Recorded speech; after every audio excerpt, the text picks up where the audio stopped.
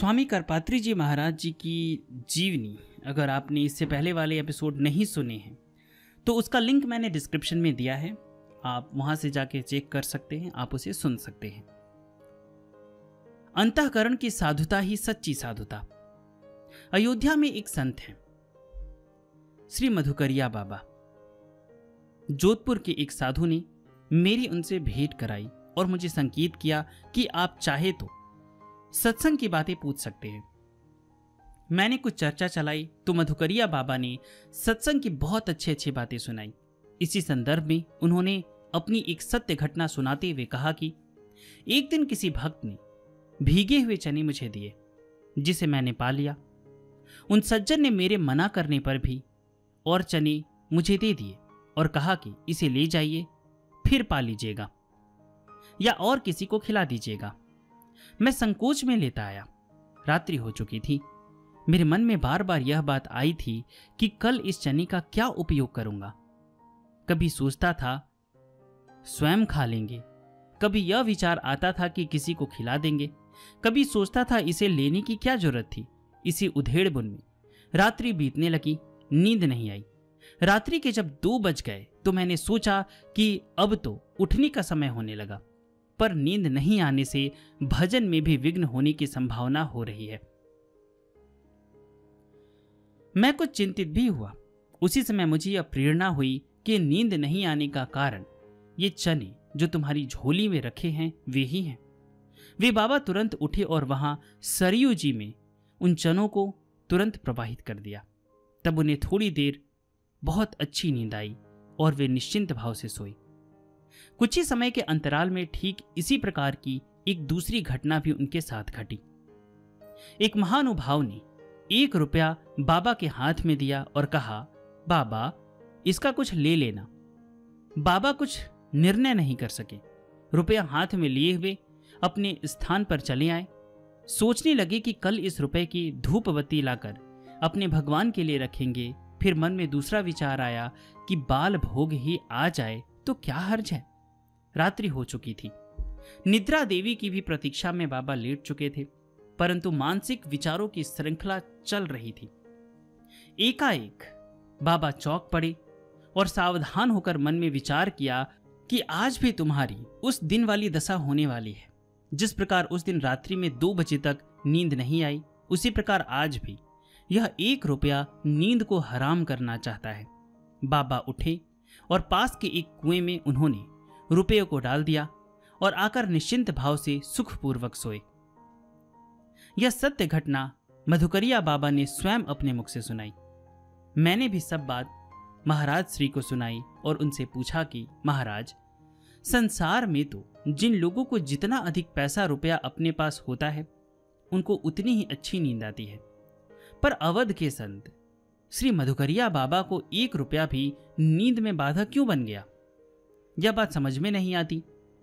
इस प्रश्न के उत्तर में महाराज श्री ने श्रीमद् भागवत का एक श्लोक सुनाया, जिसका आशय था कि आंख में अत्यंत सूक्ष्माति सूक्ष्म तंतु भी महान पीड़ा का कारण बनता है, जबकि शरीर के दूसरे अंग, पीठ आदि पर कोड़े की मार से भी उतना अधिक कष्ट नहीं होता। इसी प्रकार जिसका अंतःकरण जितना अधिक शुद्ध है, उसे किंचित संसार भी उतना ही अधिक कष्टप्रद प्रतीत होता है। पर जो सांसारिक वातावरण में घुले मिले हैं, उनका अंतःकरण उतना शुद्ध नहीं है। उन्हें संसार की जटिलताएं उतनी कष्टप्रद प्रतीत नहीं होती, बल्कि उन्हें उन्हीं सांसारिक पदार्थों में सुखाभास की अनुभूति होने लगती है। अतः जन्म जन्मांतर की साधनाओं से जिनका अंतःकरण निर्मल हो चुका है, ऐसे साधु पुरुषों को सांसारिक वस्तु के रूप में 1 रुपया भी कष्टदायक हो सकता है, जबकि संसार में रचे पचे लोगों को लाखों करोड़ों रुपए प्राप्त कर भी संतोष नहीं होता। महाराज श्री की यह बात सुनकर मेरी शंका का समाधान प्रायः हो गया। आत्मशक्ति की दृढ़ता ने भयंकर रोगों को बिना उपचार दूर कर दिया। एक बार चातुर्मास्य काल में अचानक महाराज श्री के पेट में भयंकर पीड़ा शुरू हो गई। वे अत्यधिक बेचैनी का अनुभव करने लगे। महाराज जी ने कहा कि 100 बिच्छू के डंक मारने से जो पीड़ा हो सकती है, वही पीड़ा अभी पेट में है। मेरी पूछने पर महाराज जी ने बताया कि एक बार मुझे एक बिच्छू ने डंक मारा था। उस समय मुझे जो पीड़ा हुई थी, उसी अनुभव के आधार पर मैंने यह बात कही। काशी हिंदू विश्वविद्यालय तथा अन्य स्थानों से डॉक्टरों ने आकर परीक्षण किया और पित्त की थैली में कुछ गड़बड़ी पाई, जिसके आधार पर पेट खोलकर गाल्ड ब्लैडर का ऑपरेशन करने की बात डॉक्टरों की ओर से निश्चित की गई। इंजेक्शन तथा दवाएं डॉक्टरों की ओर से निश्चित की गई। इंजेक्शन तथा डॉक्टरी दवाओं के प्रयोग से पेट के दर्द में राहत मिलने का आश्वासन भी डॉक्टरों ने दिया, पर महाराज श्री पर इन बातों का कोई असर नहीं हुआ।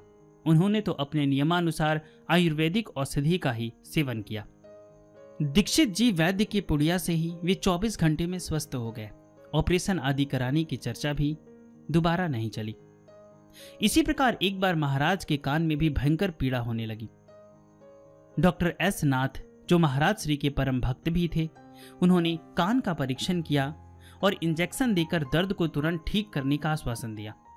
साथ ही यह आश्वासन भी दिया कि इंजेक्शन में किसी प्रकार की निषिद्ध वस्तुओं का सम्मिश्रण नहीं होगा। पर महाराज ने यह स्वीकार नहीं किया और कहा कि यह तो ठीक है, परंतु एक बार यदि सुई ले लूंगा तो आगे फिर इसकी श्रृंखला प्रारंभ हो जाएगी। अंत में अन्य उपचारों से ही कान की पीड़ा भी समाप्त हो गई। एक बार महाराज को हाइड्रोसिल का ऑपरेशन कराने की स्थिति आ गई। सर्जन सुई देकर स्थान शून्य करना चाहते थे, पर महाराज जी ने बिना सुई तथा बिना डॉक्टरी औषधि के प्रयोग के ही ऑपरेशन कराना स्वीकार किया। यह ऑपरेशन महाराज श्री की आत्मशक्ति के आधार पर ही संपन्न हो सका। सर्जन डॉक्टर भी महाराज की नियम प्रतिबद्धता और आत्मशक्ति को देखकर चकित थे। ऑपरेशन के समय जो अनुभव हुए, उन्हें भी महाराज जी ने कभी प्रसंगवश सुनाया था।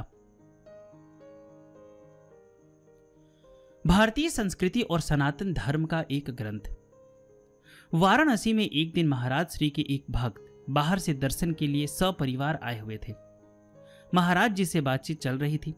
उन सज्जन ने कहा कि महाराज जी, अपने धर्म में कितने ही ग्रंथ हैं। 4 वेद, ब्राह्मण, आरण्यक तथा सैकड़ों उपनिषद ग्रंथ हैं। 18 महापुराण, कई उपपुराण, स्मृतियां तथा निबंध ग्रंथ हैं। भारतीय संस्कृति और सनातन धर्म को समझने के लिए कोई एक ऐसा ग्रंथ होना चाहिए जिसे पढ़कर सनातन धर्म की संपूर्ण बातों की जानकारी हो जाए। यह सुनकर महाराज श्री ने तत्काल उत्तर दिया कि यदि भारतीय संस्कृति और सनातन धर्म की पूर्ण जानकारी के लिए कोई एक ही पुस्तक पढ़ना चाहते हो तो गोस्वामी श्री तुलसीदास जी की रामचरितमानस पढ़ो। उसमें पूरे सनातन धर्म एवं संस्कृति का दर्शन हो जाएगा। महाराज की यह बात विशेष प्रेरणादायक है। श्री रामचरितमानस में महाराज श्री की अविचल श्रद्धा थी। एक बार उन्होंने कहा, गोस्वामी तुलसीदास जी का रामचरितमानस इतना शास्त्र सम्मत है कि उसकी किसी चौपाई पर रेखा नहीं खींची जा सकती। उनका आशय यह था कि शास्त्रीय दृष्टि से यह पूर्ण निरापद ग्रंथ है। और जैसा कि आप लोग सुनते ही हैं, आजकल ऐसे ऐसे महानुभाव हो गए हैं कि रामचरितमानस पे पता नहीं क्या क्या व्याख्यान देते रहते हैं। ये गलत है तो उसमें वो गलत है, उसका मीनिंग कुछ अलग है। राम जी कल्याण करें इन लोगों का। श्रावण शुक्ल सप्तमी पर प्रतिवर्ष तुलसी जयंती का आयोजन श्री तुलसी मानस मंदिर तथा तुलसी घाट स्थित गोस्वामी तुलसीदास जी के अखाड़े में होता है, जहां महाराज श्री प्रायः प्रतिवर्ष पधारते थे। इस अवसर पर एक बार स्वामी जी ने भक्ति का विवेचन करते हुए बताया कि भक्ति 2 प्रकार की होती है, वैधि भक्ति और रागानुगा भक्ति। वैधि भक्ति तो वह है जिसमें शास्त्र विधि के अनुसार अपने आराध्य की सेवा पूजा और उपासना की जाए। रागानुगा भक्ति वह है कि व्यक्ति अपने आराध्य इष्ट के बिना एक क्षण भी न रह सके। जैसे पंख रहित पतंग सावक अपनी मां को पाने के लिए व्याकुल रहते हैं, जैसे क्षुधार्थ वत्स्तर यानी छोटे गोवत्स मां का दूध चाहते हैं, कि वहां परदेश गए हुए प्रियतम से मिलने के लिए प्रेयसी विषन्न होती है। हे कमल नयन, मेरा मन आपको देखने के लिए वैसे ही उत्कंठित होता है। इस प्रकार प्रगाढ़ प्रेम की पराकाष्ठा ही रागानुगा भक्ति है। भक्त के साथ भगवान स्वतः आ जाते हैं। एक बार तुलसी जयंती के अवसर पर तुलसी घाट में महाराज जी ने कहा कि यदि भगवान के भक्त को हृदय में धारण कर लिया जाए तो भगवान स्वतः हृदय में आ जाते हैं। कारण भक्त के हृदय में भगवान रहते ही हैं। इसलिए भक्त का प्रवेश जब हृदय में होता है तो भगवान भी प्रविष्ट हो जाते हैं। श्री हनुमान जी महाराज का उदाहरण प्रस्तुत करते हुए महाराज श्री ने कहा कि तुलसीदास जी महाराज ने इसलिए राम भक्त श्री हनुमंत लाल जी से हनुमान चालीसा में पाठ के अंत में यह प्रार्थना की, पवन तनय संकट हरन मंगल मूर्ति रूप राम लखन सीता सहित हृदय बसहु सुरभूप। भगवान राम, लक्ष्मण और भगवती सीता के साथ आप मेरे हृदय में विराजमान हो। प्रभु से यही वरदान मांगा। इस प्रकार भगवत भक्त की महिमा का वर्णन महाराज श्री के द्वारा हुआ। एक बार मैंने महाराज जी से पूछा कि साधु सन्यासियों को रुपए पैसे का दान देना तथा उन्हें लेना दोनों ही शास्त्रों में निषिद्ध है। आवश्यकता अनुसार साधु को वस्तु देने का ही विधान है, परंतु आजकल तो बिना पैसा लिए साधु सन्यासी का भी काम चलता नहीं। ऐसी स्थिति में क्या करना चाहिए? इस पर महाराज जी ने 2 मिनट सोचकर कहा कि आजकल पैसे बिना काम चलता नहीं, इसलिए पैसा देना पड़े तो वस्तु का उद्देश्य बनाकर उसी के निमित्त पैसा देना चाहिए। इसी संदर्भ में मैंने महाराज श्री को अयोध्या की एक रोचक घटना सुनाई। अयोध्या में कटरिया बाबा एक अच्छे महात्मा थे। उनकी आयु 100 वर्ष से भी अधिक थी। महाराज श्री भी उनसे परिचित थे। भगवान के नाम का उच्चारण उनका बड़ा अच्छा अभ्यास था। जिह्वा से, तालू से, कंठ से तथा हृदय से वे उच्च स्वर में भगवान के नाम का उच्चारण करते थे तथा कभी कभी अपने भक्तों को भी यह प्रक्रिया बताते थे। सरयू जी के किनारे नया घाट पर उनका एक स्थान भी बना है। एक दिन मैं अयोध्या में सरयू जी का स्नान कर उनके स्थान पर गया तथा कुछ रुपए भेंट रूप में उनके सामने रखे तो बाबा ने अपने चिमटे से उठाकर उस भेंट को अपनी झोली में डाल लिया। मैंने विचार किया कि शायद ये रुपए पैसे का हाथ से स्पर्श नहीं करते होंगे, इसलिए उन्होंने चिमटे से अग्नि की तरह उठाकर झोली में रखा। मैंने यह बात महाराज को बताई तो उन्होंने कुछ कहा तो नहीं, पर वे इस बात पर बहुत हंसे। महाराज श्री में लोक दिखावे की प्रवृत्ति नहीं थी। एक मठाधीश आचार्य की चर्चा चली। उनके यहां साइन बोर्ड लगा था कि यहां रुपए पैसा चढ़ाना मना है, पर उनके ठाठ बाट बहुत थे। रुपयों का आवागमन भी बहुत था। उनके कुछ भक्त गुप्त रूप से धन देते जिससे उनका काम चलता, पर वे सार्वजनिक रूप में रुपया आदि नहीं लेते। यह बात महाराज जी को कम पसंद थी। जब रुपए के बिना काम नहीं चलता तो केवल जनता को दिखाने के लिए रुपए नहीं लेना यह दंभ भी तो हो सकता है। त्याग वैराग्य तो पूर्ण रूप से होना ही श्रेयस्कर है। एक बार किसी भक्त ने महाराज श्री के ठाकुर जी को विराजमान कराने के लिए 50 तोले के सोने से बना एक सुंदर स्वर्ण सिंहासन भेंट किया। इस प्रकार भगवान के भोग राग तथा पूजन आदि के लिए स्वर्ण पात्र भी कुछ भक्तों ने बनवाए। उन दिनों पराम्बा भगवती राजराजेश्वरी त्रिपुर सुंदरी की राजोपचार पूजा महाराज द्वारा संपन्न होती थी, जो विशेष दर्शनीय थी। कई दिनों बाद एक बार ब्रह्मचारी की असावधानी से स्वर्ण सिंहासन तथा स्वर्ण पात्र चोरी हो गए। इस घटना से भक्तों में क्षोभ होना भी स्वाभाविक था। कुछ अंतरंग भक्तों ने भगवान के लिए स्वर्ण सामग्रियों के प्रयोग के संबंध में भी महाराज के समक्ष विभिन्न शंकाएं प्रस्तुत की।